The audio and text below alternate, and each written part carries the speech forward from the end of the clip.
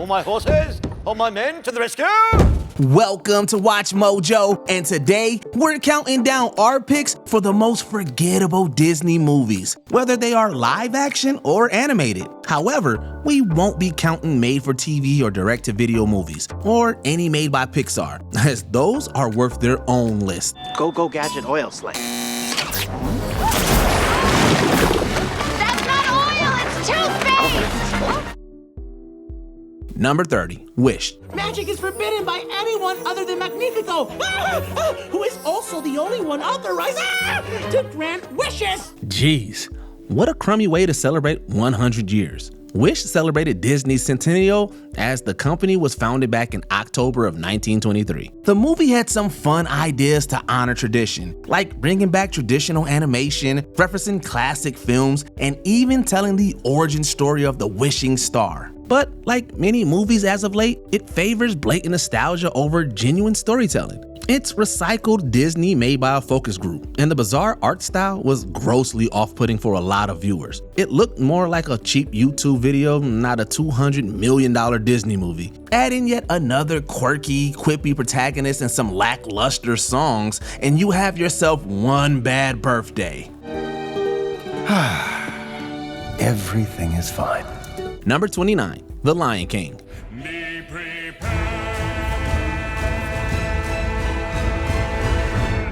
By the time The Lion King rolled around, we were all pretty much done with these remakes. Everyone saw them as blatant cash cows, made solely to profit on the goodwill of the originals and without an ounce of their creativity. Well, that certainly applies to The Lion King as well. This is We Have The Lion King at Home, a milquetoast, forgettable, and lifeless iteration of something much better. The animation was also truly jarring, as talking animals work much better through traditional animation than they do through lifelike CGI. Even Elton John hated it, ultimately disowning the film and criticizing its music. It's a meaningless film that has no right to exist. Long live the king! Number 28, Brother Bear. No, I mean I'm not a bear. I hate bears. Well, gee, eh? You're one big beaver. Don't kid me.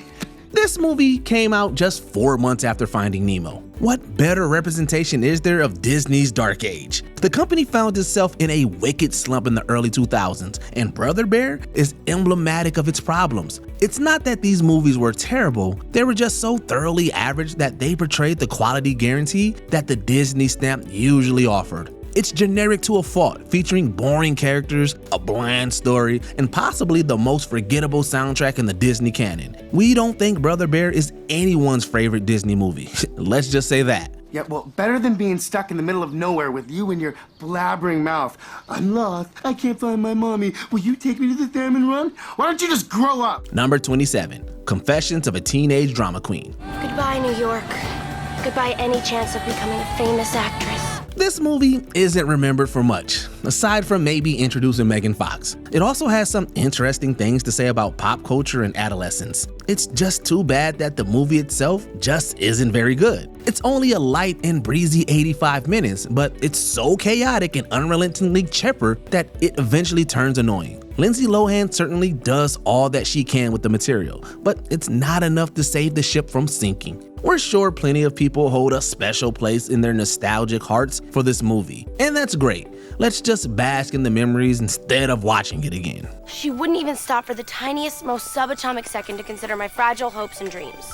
Number 26, Blank Check. You're not gonna believe this. He gave all your money to a little old bitty boy.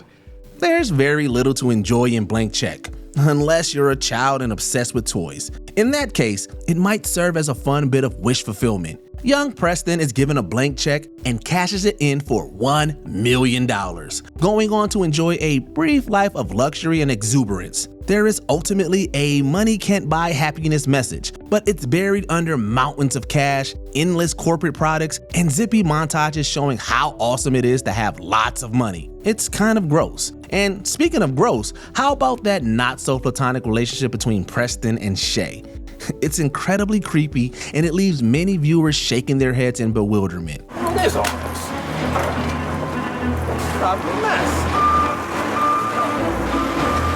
This is absolute madness. Number 25, The Haunted Mansion. It's a car, Dad. It's not just a car. It's a very delicate piece of machinery. Shh. She didn't mean what you just said. 2003 was the year Disney tried adapting their rides into movies. Weird idea, but hey, we got Pirates of the Caribbean out of it. The other one is not so good. The Haunted Mansion is exactly what it says on the tin, a haunted house movie based on the popular Disneyland ride. But said ride delivers way more fun in a mere 7 minutes, and we'd rather ride it 12 times in a row than watch this movie again. Like the mansion's inhabitants, it is totally lifeless, drearily wandering from one boring set piece to the next. It's neither funny nor scary, and the sleepy Eddie Murphy is clearly just in it for the payday. The master is not well. He must leave this house, Mr. Evers. He must move on. It is of the gravest importance, I assure you. Or I fear the very worst. Number 24, A Kid in King Arthur's Court. Take him to Camelot. Let me go! The king awaits his presence. Disney takes inspiration from many different sources, including theme park rides and old fairy tales to, evidently, Mark Twain. Back in 1889, he published a novel called A Connecticut Yankee in King Arthur's Court, which was adapted to film over 100 years later with the brilliant headline, Joust Do It. But while Twain's novel clearly lives on, this movie was swiftly forgotten. It brought more attention to Daniel Craig and a pre-Titanic Kate Winslet, which is great, but the movie itself is utterly limp, with cheesy writing and a total lack of humor. It also looks very cheap, which is a shame given the story's potential for bombast.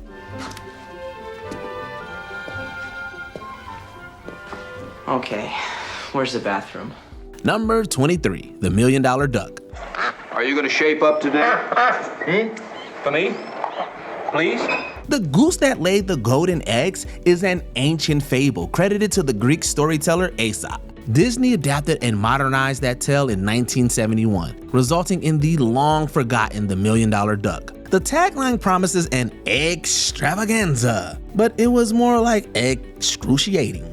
The plot waddles around from bit to bit like a confused mallard, and it's a little too goofy and over the top, even by live-action Disney standards. Many of the characters are also supremely annoying, and it suffers from terrible pacing issues. A movie about a gold-laying duck should not be this boring. Well, you said anything was possible.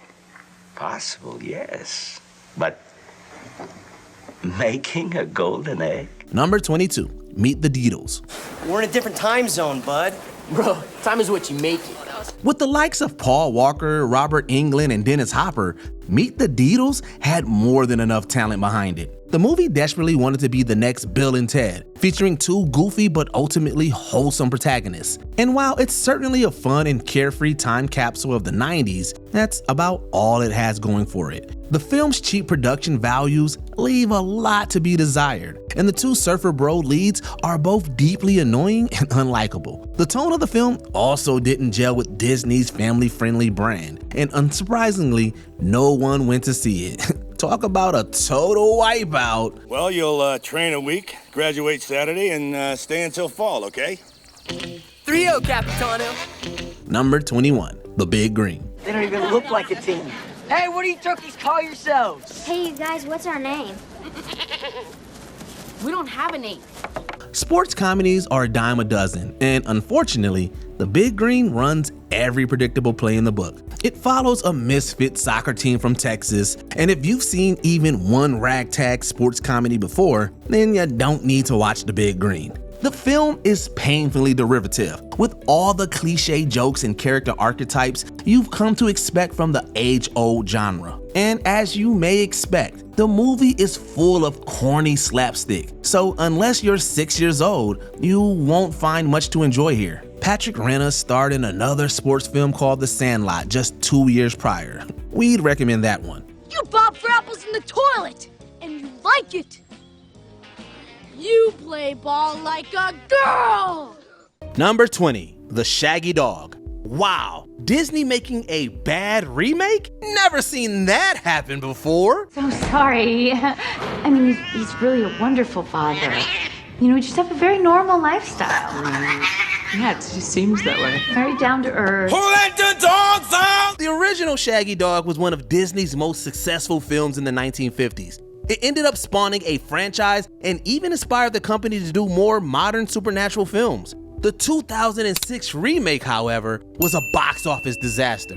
It completely changed the story and barely captured the charm of the original, instead going for a typical sitcom-y tone with jokes that only really young kids would find amusing. Tim Allen tried to give a decent performance, but watching him act like a dog got old real fast when it's the same tired joke over and over. Do you need a brief recess? No thanks, it just... Did you just growl at me? Number 19, Doug's first movie. You're not counting down to that Valentine's dance again, are you, man? No!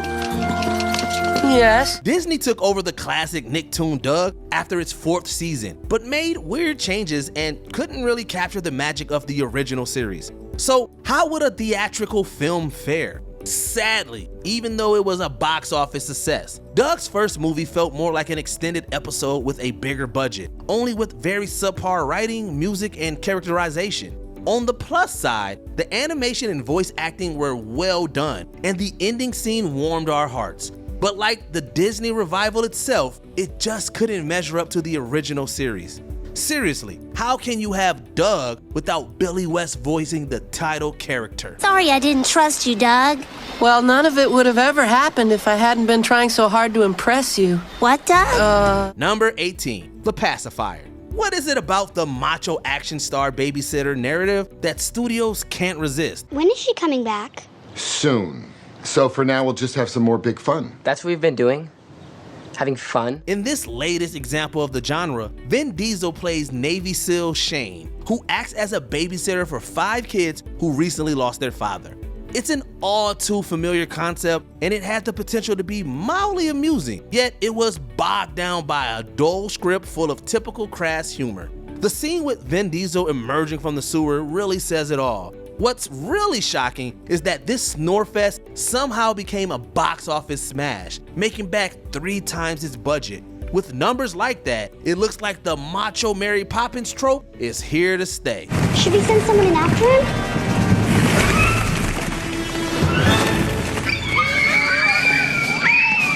Number 17, The Wild. You know what I'm doing when I'm sulking up in my tree? I'm thinking how great it would be if Samson the Wild wasn't my father. Samson the lion's son has been taken from the Central Park Zoo and shipped off to the wild. To rescue him, Samson and his ragtag group of friends must escape New York and make a perilous, zany journey to Africa. Sounds familiar to you? It should. It's been described as a ripoff of DreamWorks' Madagascar with hints of Finding Nemo. Wow, Disney ripped off themselves too. It's hard not to see the comparisons, but while Madagascar was praised for its story and humor, The Wild fell flat in those departments. The animation was fairly decent with how realistic the animals look, but it stumbled a little too close to the uncanny valley, meaning we got a little turned off by their appearances. I think we lost them. What's the deal? They're just a bunch of wimpy donkeys. Ryan. You can kick their rumps. Number 16, G-Force. Look, I believe in you, but if we fail, we blow a case they've been trying to crack for 2 years. Hey, I'm 9 inches tall. I only see the upside. A spy comedy film starring a team of guinea pig secret agents? Yes, that's what we were going with. Surprisingly, this harebrained film had a promising cast list and even performed well at the box office. Critics, however, were much less kind to the film, describing it as manic yet uninspired. It has satisfactory action moments and cute CGI scenes, but those don't amount to much without an interesting plot, decent humor, or solid characterization. It missed the mark completely. So we still don't know how such a dry, ridiculous concept became a box office hit. Maybe we really are just suckers for cute guinea pig flicks. We accomplished in one night what you guys couldn't do in 2 years. And without a warrant. Holla! Number 15, That Darn Cat. Honey, why do you always wear black? Because it matches my soul. This one is especially bad for cat lovers. 1965's That Darn Cat is fondly looked back on as a fun, whimsical, and hilarious story of a cat who ends up being a crime witness. Of course, if Disney strikes gold once, you know they'll try to do it again. But they failed in this attempt. In this case, they took the focus away from the real star of the film, the cat. Sorry, man. Just coughed up a hairball. And put the unlikable Patty Randall in the spotlight. Worst of all, it sucked all the whimsical fun out of the original and tried to cater to a more cynical audience, but ending up an unfocused, uninteresting muddle.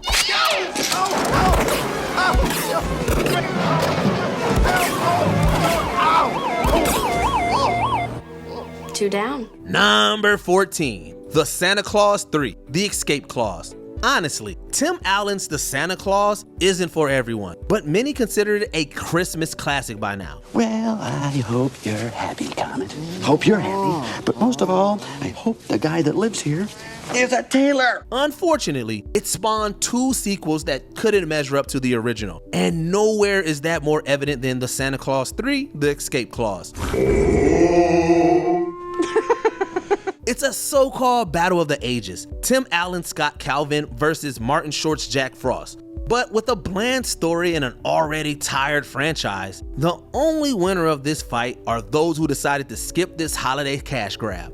Admittedly, Martin Short is a fun addition and the film is mostly harmless, but that couldn't save it from being nominated for 6 Razzies. It's not great at all. You've done a terrible thing. You'll be on the naughty list for the rest of your life. Number 13, Prince of Persia, The Sands of Time. Have you been drinking? Film adaptations of popular video games can be a huge gamble. If not handled right, gamer fans will make sure the filmmakers never hear the end of it. Of course, that didn't stop Disney from taking on such a challenge, and thus was born Prince of Persia, The Sands of Time. Based on the popular Ubisoft title, it had the means to be a good flick. A great score, plenty of action, and a decent cast list. However, it relied too much on said action to make up for a lackluster script that strayed too far from the source material. Criticism about casting a white actor as the Iranian lead didn't help matters. Kazam will use that dagger to pierce the sand glass, and he has to be stopped. He has to be stopped. He has to be stopped. Number 12, Underdog. That's me in the uniform. I was raised since I was just a little puppy to fight crime. Never had a family or a place to call home. I was raised with one purpose and one purpose only. As unbelievable as it sounds, cute talking dogs don't automatically make a movie great. Yeah, you're right. A flying dog in a red sweater isn't enough. It certainly couldn't help Disney's Underdog, based on the 1960s Saturday morning cartoon of the same name. What made the original show so beloved was how much of a campy homage to the superhero genre it was. However, the film tries too hard to cash in on the genre's ongoing popularity and exchanges the cartoonish charm for a formulaic family drama plot. There are those who look back on this one with fondness, but most agree that with a plot as dull as this, there is plenty to fear when Underdog is here. Oh no, they're gonna blame this on me. Oh well, bon appetit. Number 11, Inspector Gadget. To this day, the Inspector Gadget cartoon is looked back with much acclaim, thanks partly to its banger of a theme song. Inspector Gadget. Inspector Gadget. Meanwhile, fans try to forget Disney's live-action film adaptation. Instead of trying to capture the cartoon's quirky charm, it focuses more on distracting its audience with special effects and horribly awkward humor, including unnecessary innuendos. Also, Matthew Broderick wasn't the best casting choice for its scatterbrained detective, as his acting was incredibly awkward, and his evil doppelganger was even worse.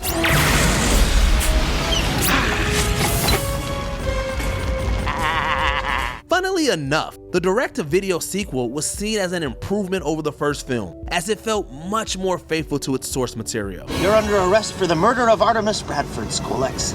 God, you're irritating. Number 10, Alice Through the Looking Glass. Look, I found this. First hat I've made. Tim Burton's remake of Alice in Wonderland has had a very mixed reaction from audiences. While the visuals are stunning, the story feels like a drastic departure from Lewis Carroll's original stories. But most agree that the sequel, Alice Through the Looking Glass, is much worse than its predecessor. While its imagery is once again gorgeous, the story and narrative are overly complex and devoid of humor or anything that would keep the audience's attention. The saddest part is that this was Alan Rickman's very last film role, which makes the experience even more depressing. You're better off watching the animated 1951 film. It does a much better job portraying Carol's books than these live-action adaptations. I'm afraid I can't explain myself, sir, because I'm not myself, you know. I do not know. Number 9. Mars Needs Moms. You didn't eat your broccoli. Broccoli makes me barf. Besides, it looks like brains. Well, you like zombies. Zombies eat brains. Before it was shut down, Image Movers Digital was acclaimed for their breathtaking motion-captured films. Unfortunately, they mistakenly took one ill-fated flop that spelled their doom: Disney's Mars Needs Moms. While the animation and motion capture are nice, said talent couldn't compensate for a shallow plot and bland, poor characters. Not to mention, it once again teeters too close to the uncanny valley with some of the characters. Worst of all, the film's budget was $150 million, and it couldn't even get half of that back. And thus, Image Movers Digital was buried in an overly expensive, bland coffin. Fact is, Mars needs moms. What the heck does that mean? Number 8. The Lone Ranger. I guess I didn't make myself clear. This is a damn bank robbery! Despite the Lone Ranger's popularity as a radio drama, there hadn't been a film adaptation for 3 decades after the failure of 1981's The Legend of the Lone Ranger. However, in 2013, the Lone Ranger and Tonto rode again in Disney's live-action adaptation. And it was not a triumphant return. Right off the bat, there's the controversial casting choice of having Johnny Depp play a Native American. But if you can look past that, we still have an overly expensive snooze fest with an overstuffed runtime and a desperate reliance on action sequences. There were plans for sequels, but those thankfully never came to pass. Maybe it's a sign that the Lone Ranger's time really has passed. Don't ever do that again. Number 7. Old Dogs. I think scat is poop. Really, son? Yeah. Do I poop on my face? Yeah. Scat happens, man. A comedy so bad that not even the late Robin Williams could save it. In this family comedy, he and John Travolta are business partners who end up becoming guardians for twins. Along the way, they learn about the value of family and get tangled up in all kinds of slapstick and shenanigans. Williams and Travolta do have chemistry, but it's sadly wasted on a tired old narrative of unconventional fathers learn the value of family. Seriously, this formula is older than Williams and Travolta's characters. Oh, and there's a scene with Seth Green being cradled by a gorilla. Someone asked for this? Either way, it's another example of talented actors not being used to their full potential. I'm not a superhero, kids. Maybe that's a good thing because, you know, superheroes are always off fighting crime. And I just want to be with you guys. Forever, if you'll let me. Number 6. Mr. Magoo. Waldo, Hiram has been my optometrist since I was a small boy in knee pants. He's like 2,000 years old. All his other patients are dead. You can't hold that against him. The original Mr. Magoo shorts follow the zany misadventures of a nearsighted old man as he narrowly avoids disaster in a hilarious manner. While the concept worked for a series of shorts, it doesn't quite work for a full-length feature film. That didn't stop Disney from giving it the good old college try in 1997. Sad to say that even with Leslie Nielsen in the starring role, this film was destined for failure. And not just because it was bad. It was seen as an offensive portrayal of nearsighted people and had to be pulled from theaters. Honestly, it's for the best. A movie this atrocious shouldn't be seen by anyone. I'm going on ahead. You stay here. I'm going to eyeball the situation. Maybe I should do the eyeballing. Number 5. Chicken Little. The sky is falling. Are you crazy? No, it's true. Come with me. Given Pixar's success with CGI films, Disney decided to try it themselves with their first entirely CG animated film, Chicken Little, based on the folktale of the same name. While the animation was impressive, critics called foul on everything else. The story is chaotic while trying to sound clever, while the humor relies too much on cheap laughs and is often mean-spirited, usually at the expense of poor chicken. Not to mention, viewers took a particular dislike for his father, Buck Chuck, for being unsupportive of his son. Thankfully, Disney would eventually find its footing in the CGI department with smash hits like Tangled and Frozen. But it had a poor first impression with this catastrophe. Oh, it's the acorn thing all over again. There's no story here. Well, at least we can sell the video to Chickens Gone Wild. Number 4, Pinocchio. What is your name? You should have a name of your own. Yes. Now, what should it be? Live-action remakes of animated Disney classics are often slammed for their subpar or mediocre retelling of the original. Arguably the biggest offender is the 2022 Pinocchio remake starring Tom Hanks. Visually, it looks astounding, but that's where the compliments end. The story is stripped of everything that made the original timeless and compelling, and our favorite characters are deprived of any real characterization. No offense to Tom Hanks, but maybe he should have walked away from this one. Funny enough, Guillermo del Toro's Pinocchio came out the same year and was critically acclaimed because of how much heart was put into it. Meanwhile, this live-action ripoff was just a soulless cash grab that was more lifeless than an actual puppet. Shut my mouth, you can talk! Shut my mouth, you can talk! No, you can talk! No, you can talk! Number 3, Planes.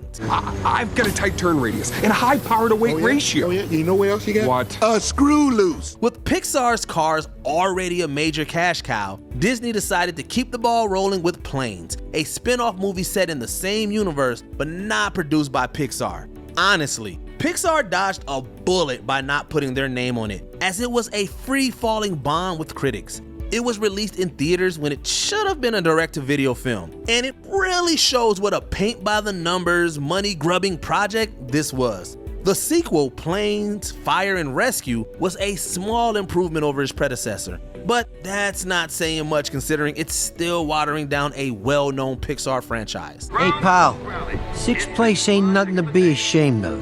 That was a heck of a run. Number 2, Kazam.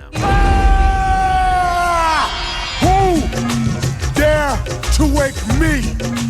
With basketball superstar Shaquille O'Neal's popularity in the 90s, Disney had to cash in on his fame with a featured film. Unfortunately, this resulted in Kazam, with Shaq playing a rapping genie from a magic boombox. Sorry to say, but an Oscar-worthy performer, Shaq is not, nor is he a rapper. It doesn't help that the material he's given is incredibly dull and cliched, and was nothing more than a shameless cash grab with barely any substance to keep it afloat. The weirdest part is that some viewers kept mistaking it for some non-existent 90s flick called Shazam, starring Sinbad. We're still scratching our heads about this mix-up. Pretty big dreams, kid. What do you know? You live in a box! Oh, boombox, that is. Before we continue, be sure to subscribe to our channel and ring the bell to get notified about our latest videos. You have the option to be notified for occasional videos or all of them. If you're on your phone, make sure you go into your settings and switch on notifications. Number 1, Artemis Fowl. The problem is that you don't respect anyone enough to treat them as an equal. That's ridiculous. I hold several people in the very highest esteem. Really? Who, for example?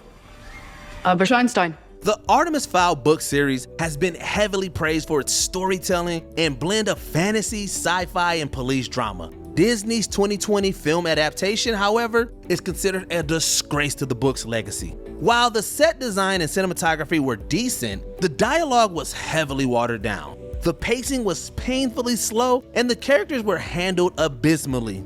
They tried to make Artemis into another generic kid protagonist, which goes completely against his character journey from the books. Not to mention, they faced discriminatory accusations thanks to some controversial casting choices. The film was considered so bad that it was pulled from Disney Plus in May 2023.